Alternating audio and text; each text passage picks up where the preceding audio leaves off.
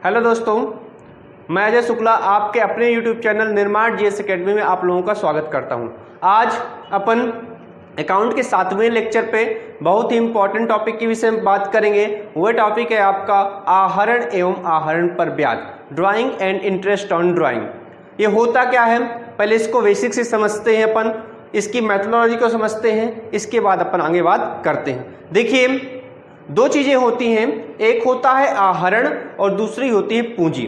आहरण का मतलब ड्राइंग, पूंजी का मतलब होता है कैपिटल।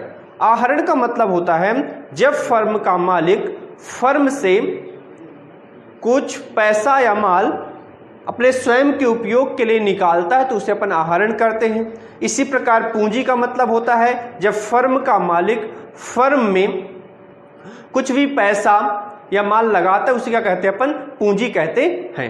अपन समझते हैं आहरण पर ब्याज और पूंजी पर ब्याज क्या होती है। देखिए, पिछले साल 11th क्लास में आपने एक कॉन्सेप्ट पढ़ा होगा, बिजनेस अस्तित्व की मान्यता। बिजनेस अस्तित्व की मान्यता क्या कहती है? बिजनेस अस्तित्व की मान्यता के आधार पर जो फर्म होती है और जो बिजनेसमैन होता है, बिजनेस का जो मालिक होता है, फर्म होती है, दोनों को अलग अलग माना जाता है। इसीलिए जब फर्म का मालिक फर्म में कुछ भी पैसा लगाता है तो उसको पूंजी माना जाता है और बैलेंस शीट में दायित्व तरफ दिखाया जाता है, लायबिलिटी तरफ दिखाते हैं। इसी प्रकार जब फर्म का मालिक फर्म से कुछ भी निकालता है उसके लिए एक अलग से अकाउंट बनाया जाता है जिसे आहरण खाता कहते हैं या ड्राइंग कहते हैं। अब समझते हैं इसका बेसिक कॉन्सेप्ट। देखिए, मैंने दो चीजें बताई आपको, एक होता है फर्म का मालिक और एक होता है उसका व्यवसाय। मैंने आपको बताया कि फर्म का मालिक जब फर्म में कुछ भी पैसा या माल लगाता है उसे कहते हैं पूंजी या फिर कैपिटल। इसी प्रकार जब फर्म का मालिक फर्म से कुछ भी निकालता है तो उसे कहते हैं आहरण या ड्राइंग। अब समझते हैं, जब फर्म का मालिक फर्म में पैसा लगाता है तो फर्म में पैसा लगाने के बदले वह फर्म से ब्याज लेता है, यानी पूंजी पर ब्याज फर्म के द्वारा दिया जाता है। पूंजी पर ब्याज फर्म के द्वारा किसको दिया जाता है? मालिक को दिया जाता है। इसी प्रकार जब फर्म का मालिक फर्म से कुछ भी पैसा या माल निकालता है तो उसे बोलते हैं आहरण, और आहरण के बदले फर्म मालिक से पैसा लेते हैं, ब्याज लेती है, जिसे बोलते हैं आहरण पर ब्याज, या इंग्लिश में बोले तो इंटरेस्ट ऑन ड्राइंग। अब देखिए, ऐसा क्यों किया जाता है, इसके पीछे भी कारण है। मैंने आपको बताया 11th क्लास में एक कॉन्सेप्ट या सिद्धांत पढ़ा होगा, बिजनेस अस्तित्व की मान्यता। बिजनेस अस्तित्व की मान्यता के आधार पर जो फर्म का मालिक होता है और जो फर्म होती है, दोनों को अलग अलग माना जाता है। यानी फर्म के मालिक के द्वारा जो भी पैसा लगाया जाता है उसे पूंजी के रूप में फर्म में दिखाया जाता है। इसी प्रकार जब फर्म के मालिक के द्वारा फर्म से जो भी पैसा या माल निकाला जाता है उसको आहरण या ड्राइंग के रूप में दिखाया जाता है। मतलब दो खाते मुख्य रूप से फर्म के मालिक के लिए तैयार किए जाते हैं। पहला खाता होता है पूंजी खाता और दूसरा खाता होता है आपका आहरण खाता। अब बात करते हैं कि पूंजी और पूंजी पर ब्याज क्या होती है, आहरण और आहरण पर ब्याज क्या होती है। अब हम बात करते हैं फर्म के उद्देश्य से, क्योंकि जो लेखांकन किया जाता है वो फर्म के उद्देश्य से किया जाता है। तो ये फर्म में जब पूंजी लगाई जाती है और उसके बदले फर्म क्या करती है, मालिक को ब्याज देती है, तो ये पूंजी पर ब्याज फर्म के लिए होती है हानि। ये प्रश्न कई बार पूछा गया है पेपर में कि पूंजी पर ब्याज फर्म के लिए क्या होती है, हानि। इसी प्रकार जो आहरण पर ब्याज होती है ये फर्म के लिए होती है लाभ, क्योंकि फर्म का मालिक जब फर्म से कुछ भी पैसा या माल निकालता है उसके बदले उसको आहरण पर ब्याज फर्म को देना पड़ता है। इसलिए आहरण पर ब्याज फर्म के लिए क्या होता है, लाभ, और पूंजी पर ब्याज क्या होता है, फर्म के लिए हानि। इसी प्रकार अगर मालिक के उद्देश्य से सोचा जाए तो मालिक के उद्देश्य से अगर मैं बात करें तो पूंजी पर ब्याज फर्म मालिक के लिए क्या होता है, लाभ, एवं जो आहरण पर ब्याज होती है वो फर्म के लिए या मालिक के लिए क्या होती है, हानि। मालिक के लिए क्या होती है, हानि या लॉस होती है। अब देखिए आहरण और आहरण पर ब्याज की एक अलग तरीके से गणना पार्टनरशिप में की जाती है। एक अलग टॉपिक इस पे विषय में दिया गया है, अब उसको समझते हैं अपन। देखिए आहरण पर ब्याज दो प्रकार से निकाला जाता है। एक होता है सरल विधि और दूसरी विधि होती है गुणनफल विधि। सरल विधि और दूसरी विधि होती है आपकी गुणनफल विधि।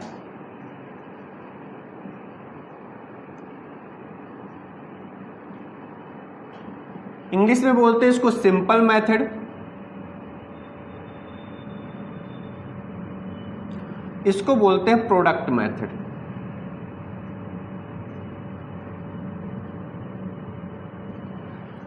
अब समझते हैं सरल विधि का उपयोग कहां किया जाता है, सिंपल मेथड का उपयोग अपन कहां करते हैं और गुणनफल विधि का उपयोग कहां करते हैं।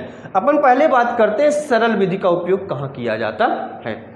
जब साझेदार फर्म से एक निश्चित ड्यूरेशन पर एक निश्चित पैसा स्वयं के उपयोग के लिए निकालते हैं, वहां पर अपन उपयोग करते हैं सरल विधि का। जैसे मैं अगर बात करूं कि कोई एक पार्टनर है जिसका नाम ए है, वह हर महीने की 1 तारीख को यानी 1 जनवरी को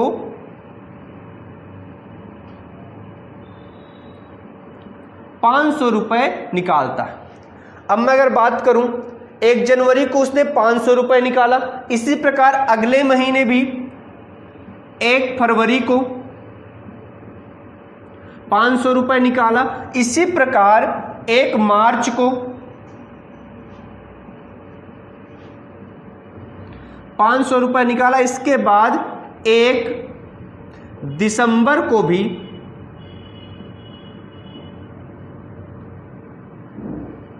₹500 निकाला।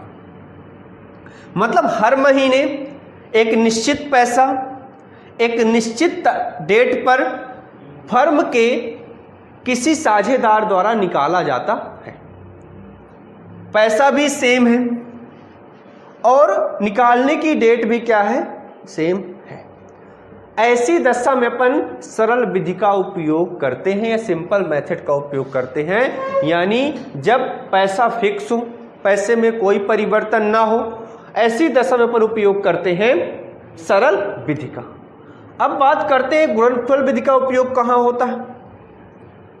गुणनफल विधि का उपयोग हम अपन उस जगह पर करते हैं जहां पर एक निश्चित जानकारी नहीं रहती कि कब पैसा निकाला जाएगा।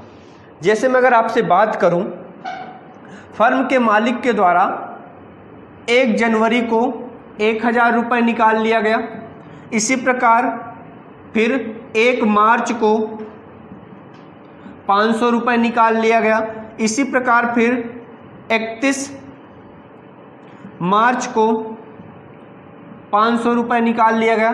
मतलब गुणनफल विधि का उपयोग उस जगह पर किया जाएगा जब आहरण की दर निश्चित ना हो और हमें कितना पैसा निकालना यह भी निश्चित ना हो। तो ऐसी दशा में अपन उपयोग करते हैं गुणनफल विधि का। 2 विधियां होते हैं मेन रूप से, सरल विधि और गुणनफल विधि। सरल विधि में मैंने क्या बताया कि जब पैसा सेम हो, एक सेम डेट पर एक निश्चित ड्यूरेशन पर क्या किया जाता है, निकाला जाता है, तो वहां पर अपन सरल विधि या सिंपल मेथड का उपयोग करते हैं। इसी प्रकार यदि पैसे की डेट फिक्स ना हो, कितना पैसा निकालना है यह भी फिक्स ना हो, इसकी गणना के लिए अपन किस विधि का उपयोग करते हैं? गुणनफल विधि का उपयोग करते हैं। तो दो विधियां होती हैं, अपन दोनों को संक्षेप में समझते हैं। देखिए, पहले अपन बात करते हैं सरल विधि की, सिंपल विधि, सिंपल मेथड। सरल विधि में होता क्या है, इसमें मेन रूप से 3 डेट होती है। एक होता है आपकी शुरुआत में, मंथ की शुरुआत में ही जब पैसा निकाल लिया जाता है। दूसरा होता है मिडिल ऑफ द मंथ, जब बीच में अपन क्या करते हैं, पैसा निकालते हैं। और तीसरा होता है एंड ऑफ द मंथ, जब अपन महीने के लास्ट में क्या करते हैं, पैसा निकालते हैं। अब मैं अगर आपसे बात करूं, किसी साझेदार ने 1 जनवरी को 1000 रुपए आहरण किया। 1 जनवरी को 1000 रुपए क्या किया, आहरण किया। इसी प्रकार से उसने फिर 1 फरवरी को 1000 रुपए आहरण किया। मैंने आपको बताया डेट इसमें क्या रहती है, सेम रहती है। अमाउंट भी क्या रहता है, सेम रहता है। अब अगर आप इसकी गणना करते हैं, मान लीजिए प्रश्न में लिखा है कि 10% के हिसाब से आहरण पर ब्याज लगाया जाएगा, तो आप गणना कैसे करेंगे? जब 1 जनवरी को होगा तो 1000 पर सीधे सीधे आप लगाएंगे 10/100। चूंकि पैसा पूरे 12 महीने रहा तो हो जाएगा 12/12। ये कैंसिल हो जाएगा आपका, और आपका आ जाएगा यहां पर 100 रुपए। इसी प्रकार जब आपने 1 फरवरी को पैसा निकाला होगा, तब आप किस प्रकार से गणना करेंगे? 1000। अब चूंकि पैसा आपके पास पूरा साल तो रहा नहीं, 1 फरवरी डेट कब क्लोज हो रही है, 31 दिसंबर को। तो 1 फरवरी से 31 दिसंबर तक कितने महीने होते हैं आपके? 11 महीने। तो 10/100 11/12। इसी प्रकार से आपको जब 1 मार्च को पैसा निकालेगा तो आपको इसी प्रकार से कैलकुलेशन करना पड़ेगा।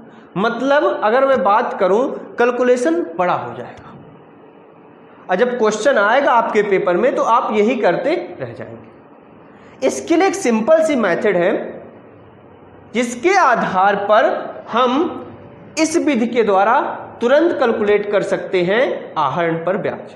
हमें एक महीने का अलग अलग से निकालने की आवश्यकता नहीं होगी। उसके लिए एक फार्मूला है, वो फार्मूला पहले अपन समझ लेते हैं। कौन सा?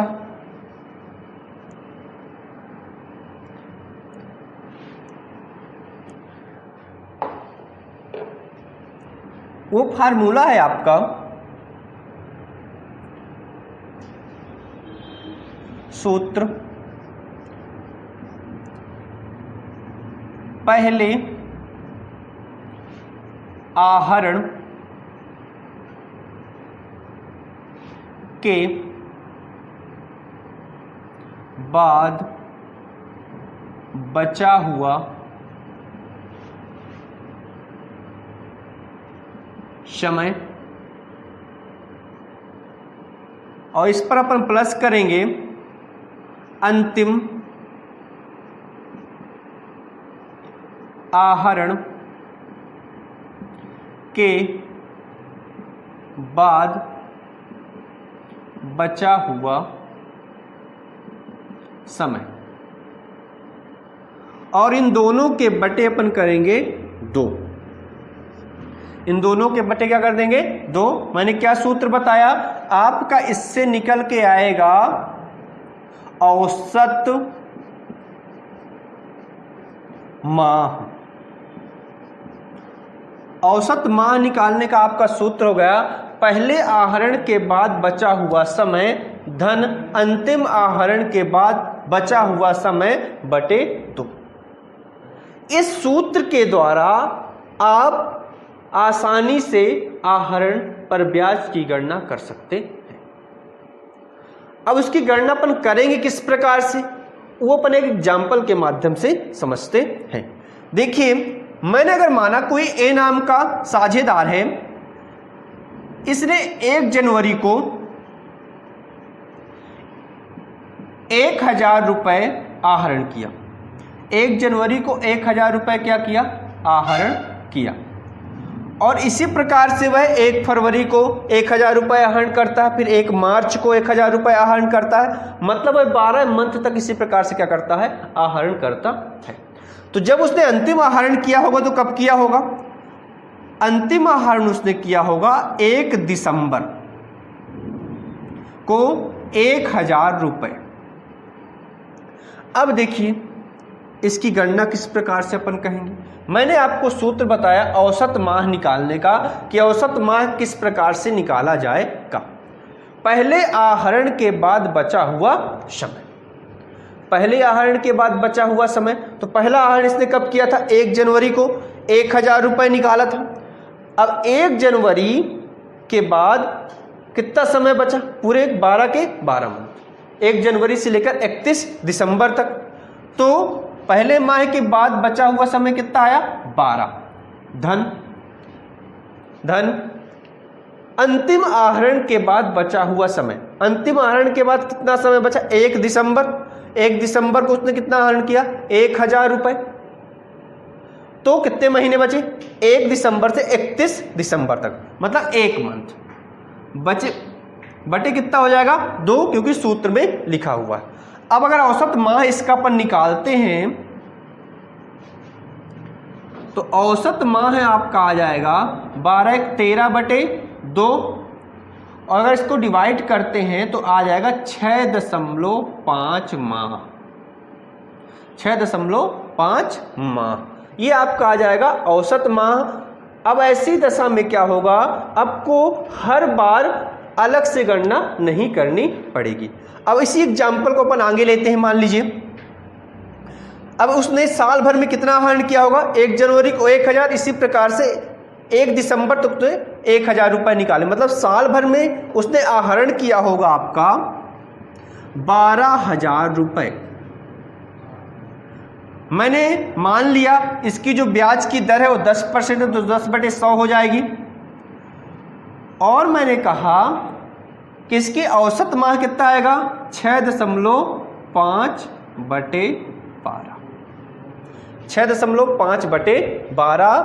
जो इसका आहरण पर ब्याज आएगा आपका वह आ जाएगा, इसको काट के यहाँ शून्य बढ़ा लेते हैं अपन, और इस शून्य को यहाँ से काट देते हैं, तो 12 × 9 12, 10 हो जाएगा यहाँ, और आपका हो जाएगा 10 से गुणा करेंगे तो 650 रुपये। 650 रुपये क्या हो जाएगी, आपकी आहरण पर ब्याज आ जाएगी। ठीक है, तो ये बात आपको ध्यान रखना है, जब भी सरल विधि हो, डेट एक सी हो, सेम हो, और आहरण करने की पैसा भी क्या हो, सेम हो, ऐसी दशा में आपको इस सूत्र के उपयोग के द्वारा क्या करना है, आहरण पर ब्याज की गणना करना है। इससे क्या होगा, आपका समय बहुत कम लगेगा और आहरण पर ब्याज की गणना भी क्या हो जाएगी, तुरंत हो जाएगी। अब हम बात करते हैं दूसरी विधि की। मान लीजिए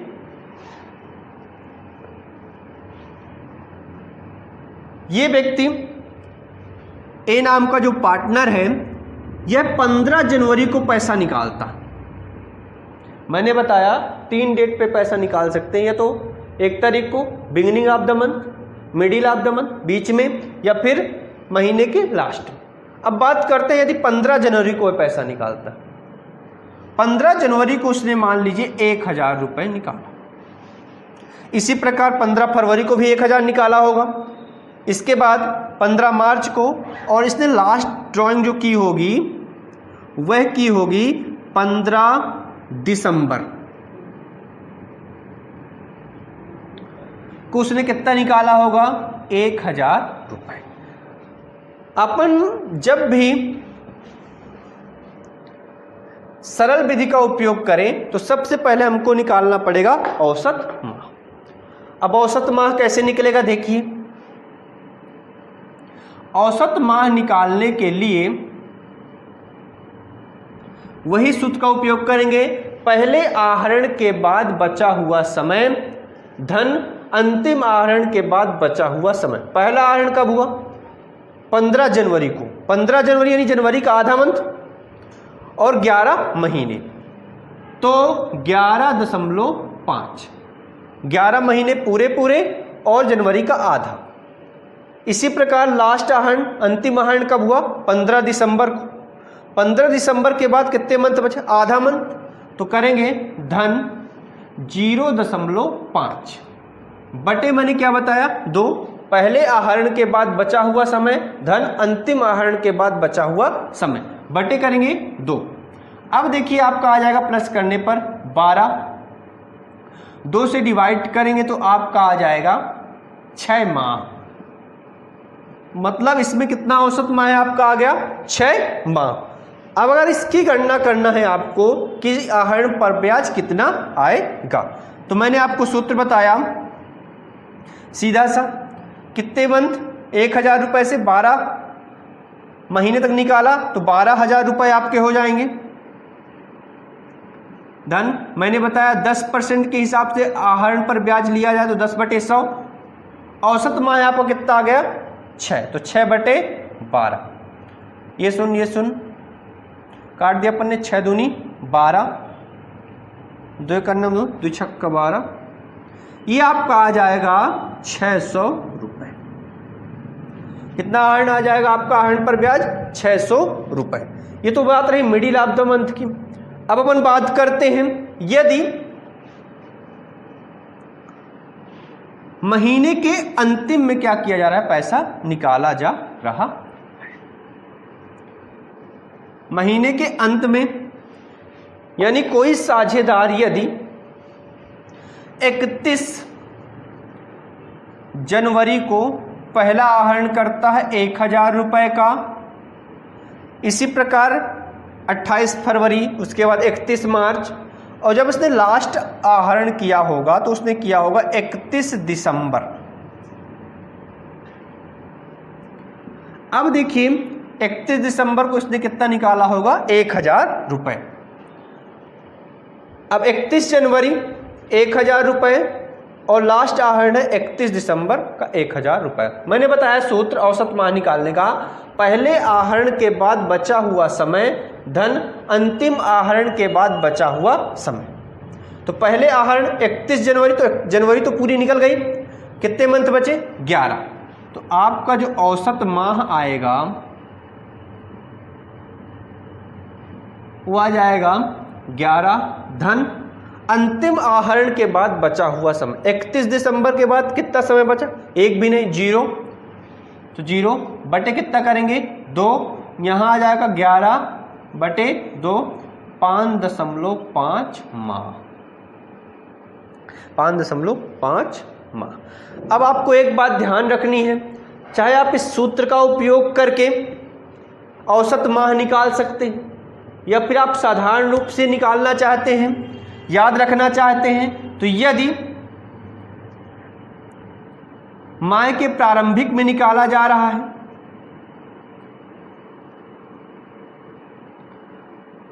तो आपका जो औसत माह आएगा वो आएगा 6.5। यदि मध्य में निकाला जा रहा है तो आपका औसत माह आएगा 6 माह, और यदि अंत में निकाला जा रहा है महीने के अंतिम में तो आपका आएगा 5.5 माह। यदि आप इस सूत्र का उपयोग करके निकालते हैं तो यदि क्वेश्चन में कुछ प्रॉब्लम भी है तो आपको समझ में आ जाएगी और आप क्या कर सकते हैं? सॉल्व कर सकते हैं। और यदि आप इस सूत्र को भूल जाते हैं तब के लिए आप इन पॉइंट को याद रख लें पूरी तरह से दिमाग में कि यदि प्रारंभिक में निकाला जाता है तो औसत माह रहेंगे 6.5 माह, यदि मध्य में निकाला जाए तो 6 माह, और यदि अंत में निकाला जा रहा है तो 5.5 माह। ये तो बात रही माह की। इसी प्रकार फर्म के मालिक के द्वारा या साझेदारों के द्वारा 3 यानी क्वार्टरली भी क्या किया जाता है? आहरण किया जाता है। पहला आहरण 1 जनवरी को, उसके बाद 3 महीने बाद दूसरा आहरण, मतलब क्वार्टरली भी क्या किया जाता है? आहरण किया जाता है। तो उसके लिए भी इसी सूत्र के उपयोग के द्वारा अपन क्या कर सकते हैं? आहरण पर ब्याज की गणना कर सकते हैं। उसको भी समझ लेते हैं अपन किस प्रकार से होगा। मान लीजिए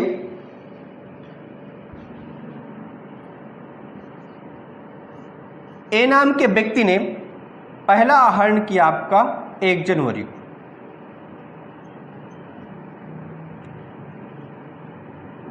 ₹1000। इसी प्रकार वह 3 मंथ बाद आहरण करेगा तो जनवरी, फरवरी, मार्च, तो दूसरा आहरण जो इसका होगा वह होगा 1 अप्रैल को।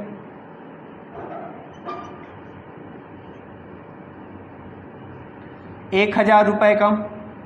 इसी प्रकार जब तीसरा आहरण करेगा वह तो अप्रैल, मई, जून, जुलाई में, 1 जुलाई में,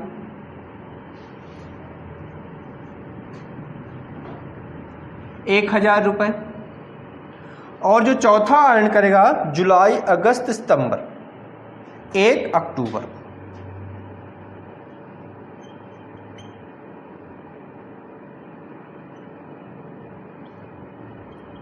₹1000। मान लीजिए क्वार्टरली दे रहा है, 3-3 महीने पर क्या कर रहा है, आहरण कर रहा है, तो उसकी भी गणना, औसत माह की गणना इसी सूत्र के द्वारा की जाएगी। उसको कैसे करेंगे, इस चीज को आप लोग नोट डाउन कर लीजिएगा। अब देखिए उसकी गणना अपन किस प्रकार से करेंगे। तो इसने पहला आहरण कब किया, 1 जनवरी को, तो पहले आहरण के बाद बचा हुआ समय 12 महीने। तो जब औसत माह निकालेंगे अपन तो औसत माह आपका आ जाएगा 12 धन अंतिम आहरण कब किया, 1 अक्टूबर। 1 अक्टूबर के बाद कितना समय बचा, अक्टूबर, नवंबर, दिसंबर, 3 महीने का। तो 3 बटे करेंगे अपन 2, 15/2, यहां आपका औसत माह आएगा 7.5 माह।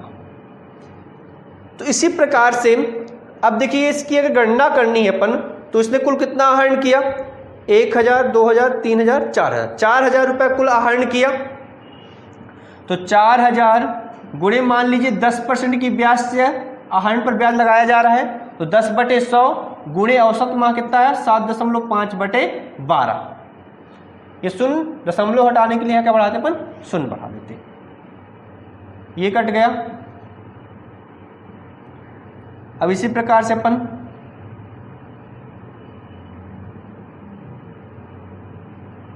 4×3 12, 4×1 गुणा करेंगे, 25×3 75, आपका आएगा ₹250।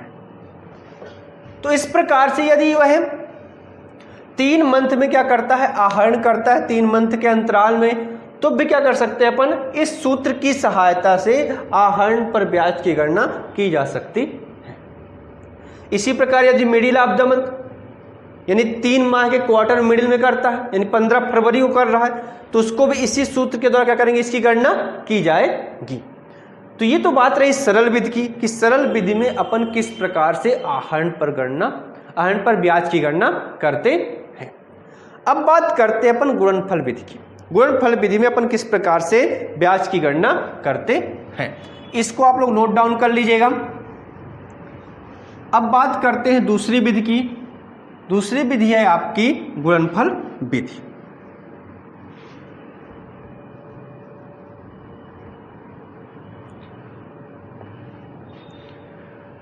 देखिए गुणनफल विधि में क्या है,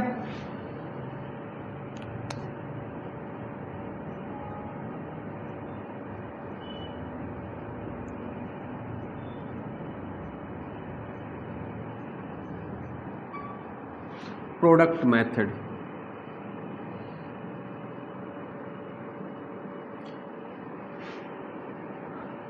मैंने आपको बताया गुणनफल विधि का उपयोग उस जगह पर किया जाता है जब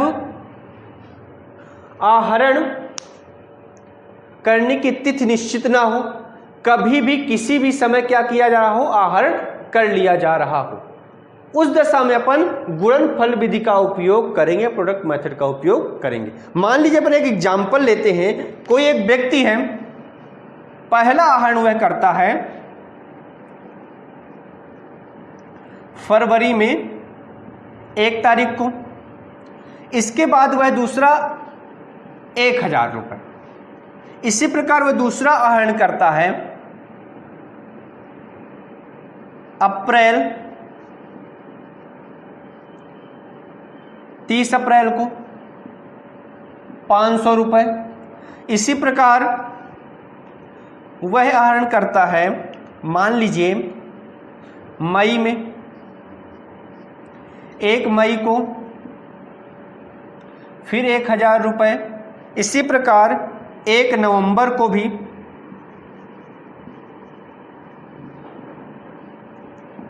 500 रुपये क्या करता है, आहरण करता है। यहां पर आप ध्यान दीजिए कि डेट भी फिक्स नहीं है, कभी 1 फरवरी को निकाल लिया, कभी 30 तारीख को निकाल लिया, और इसका अमाउंट भी फिक्स नहीं, कभी 1000, कभी 500, कभी 1000। इस दशा में अपन गुणनफल विधि के द्वारा क्या करेंगे, आहरण पर ब्याज की गणना करेंगे। इसी गणना किस प्रकार से की करेंगे उसको भी अपन ध्यान दे लेते हैं। अब देखिए, जब उसने 1 फरवरी को पैसा निकाला होगा तो उसके बाद कितने मंथ बचे होंगे, पहले अपन माह काउंट करेंगे। जब उसने 1 फरवरी को पैसा निकाला होगा तो इसके बाद बचे होंगे आपके कितने मंथ, 11 मंथ। जनवरी निकल गया था तो 11 मंथ बचे होंगे 31 दिसंबर तक। इसी प्रकार जब उसने 30 अप्रैल को पैसा निकाला होगा तो कितने मंथ बचे होंगे, अप्रैल पूरा निकल गया था तो कितने मंथ बचे होंगे, 8 मंथ। यानी अगर बात किया जाए मई, जून, जुलाई, अगस्त, सितंबर, अक्टूबर, नवंबर, दिसंबर, 8 मंथ। इसी प्रकार जब उसने 1 मई को किया होगा तो मई, जून, जुलाई, अगस्त, सितंबर, अक्टूबर, नवंबर, दिसंबर, पूरा का पूरा मई लिया जाएगा। इसमें भी कितने मंथ बचे आपके, 8 मंथ। इसके बाद जब 1 नवंबर तो नवंबर और दिसंबर 2 मंथ। प्रोडक्ट का मतलब गुणनफल, इनका क्या किया जाएगा, गुणा किया जाएगा। अब इनका अपन निकालेंगे गुणनफल, तो आपका आ जाएगा 11,000 रुपये। इसी प्रकार आ जाएगा 4,000 रुपये। इसका इससे गुणा करेंगे तो यहाँ आ जाएगा आपका 8,000 रुपये और यहाँ आ जाएगा 1,000 रुपये। अब इसका आप कर लीजिए टोटल, तो आपका आएगा 9, 9 4 13, 13 और 11, 23, 24, 24,000 रुपये। 24,000 रुपये मतलब उसने टोटल जो गुणनफल आया आपके आहरण का वो कितना आ गया, 24,000 रुपये। अब इसका सूत्र होता है निकालने का कि जब गुणनफल विधि का उपयोग करेंगे तो इस सूत्र के द्वारा क्या किया जाएगा, अपन आहरण पर ब्याज की गणना करेंगे। वो सूत्र होता है आपका कुल गुणनफल गुणे आपका रेट ऑफ इंटरेस्ट यानी दर बटे 100 गुणे 1/12। कुल गुणनफल गुणे दर बटे 100 गुणे 1/12। इस सूत्र के द्वारा क्या करेंगे, गुणनफल की विधि का अपन क्या करेंगे, आहरण पर ब्याज की गणना करेंगे। अब देखिए कुल गुणनफल कितना आया, टोटल प्रोडक्ट कितना आया आपका, इधर ध्यान दीजिए, वो है आपका 24,000 रुपये। कितना आया, 24,000 रुपये। इसी प्रकार दर मान लीजिए 10% है तो 10 बटे कितना हो जाएगा, 100। इसी प्रकार सूत्र में लिखा है 1/12। ये शून्य से ये शून्य कट गया, ये शून्य से ये शून्य, 12 करना 12, 12 दूनी 24, 200।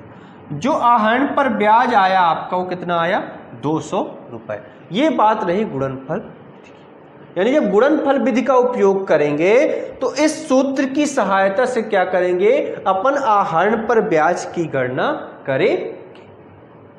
इसी प्रकार से सारे क्वेश्चंस क्या हैं आपको करने हैं, ज्यादा क्वेश्चन नहीं, आपको 2-3 क्वेश्चन ही मिलेंगे। तो अपन आज बात किए आहरण पर और आहरण पर ब्याज की गणना किस प्रकार से की जाती है। अब जब अपन अगले लेक्चर पे पढ़ेंगे तो कुछ और नई नई बातें सीखेंगे। तो आज के लिए यहीं तक, बहुत बहुत धन्यवाद।